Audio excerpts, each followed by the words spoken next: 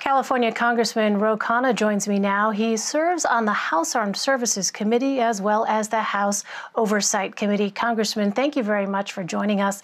Several of your colleagues, including fellow member of the House Oversight Committee, Congressman Rasha Krishnamurthy, are calling for an investigation into the use of federal security forces to respond to protests in D.C. How would you like to see Congress address this? Well, Elaine, you just saw how eloquent the protesters are. I mean, they know their history from Emmett Till in 1954, which sparked the outrage in this country and led to the civil rights movement. And they're talking about policy reform. So it is absolutely outrageous that the administration is using armed law enforcement and possibly even the National Guard or Bureau of Prison officers to go after peaceful protesters. In fact, it just is symbolic of what they're protesting. They're protesting the excessive use of force. So we need to make sure we understand who the law enforcement agencies are. We need to make it clear that the military shouldn't be used and that peaceful protest is at the hallmark of American democracy. So FBI Director Christopher Wray spoke at the Justice Department Thursday, and I want to play some of what he had to say. To be clear, we are not in any way trying to discourage peaceful protesters. And to those citizens who are out there making your voices heard through peaceful, lawful protests, let me say this: we in law enforcement hear you.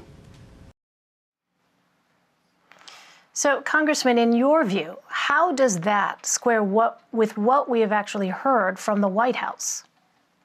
Well, I appreciate what Christopher Wray said, but that hasn't been the policy. I mean, you have the Attorney General not telling us who these law enforcement officers are in Washington, D.C. You have the president calling on governors to bring out the National Guard to, quote, dominate the streets.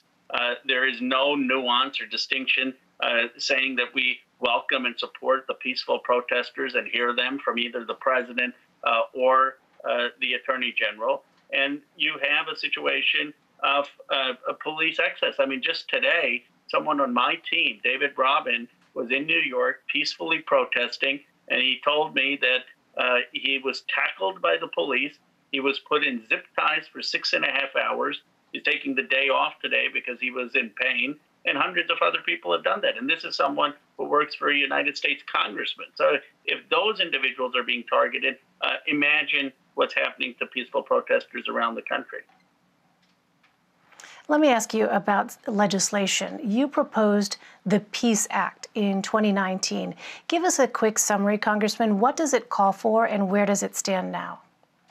It calls for a standard of force similar to every other Western democracy. I mean, the European Convention of Human Rights, which 46 countries have adopted, says you can only use force as a last resort.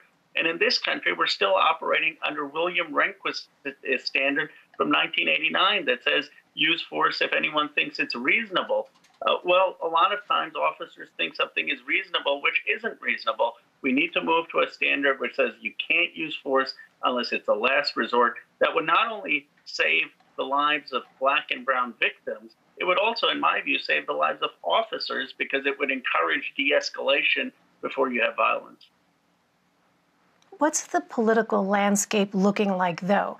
Have you had any indication from Republicans, from the White House, that there is a willingness right now to pass any police reform legislation? Well, let me be candid. We had opposition in the past from Democrats. The opposition wasn't just from Republicans. There were Democrats who were unwilling to take on systematic reform on police violence. So I think at least now we have many more Democrats on board with reform. The Congressional Black Caucus has done an extraordinary job. They're going to come up with a package of what we need to pass. I believe every single Democrat should pass what the Congressional Black Caucus is recommending. And if they don't pass that, they owe the American people an explanation. We have the majority in the House of Representatives. Any Democrat who votes against what the CBC is recommending is tone deaf to what's going on in this country. And I believe that then our nominee and our party should embrace the CBC's agenda. Let's be very clear that we're going to run on that in the 2020 election, and then let's win in 2020 on that platform. So I don't think it's enough to just blame the Republicans. Let's, as a Democratic Party, stand for what the Congressional Black Caucus is saying. Do you think this will be very much in the forefront as we approach November?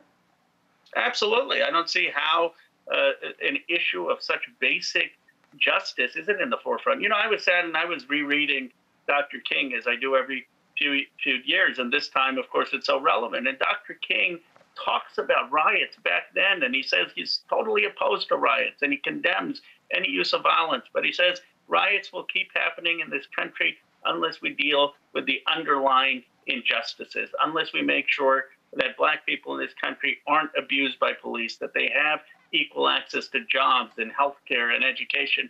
And I was so saddened, part of me was saddened that 50 years later, you could have read the exact same Dr. King speech and it would be relevant to our time. So I don't see what issue could be more important for our country or for November than the quest for racial justice, something that we've been struggling for since our founding.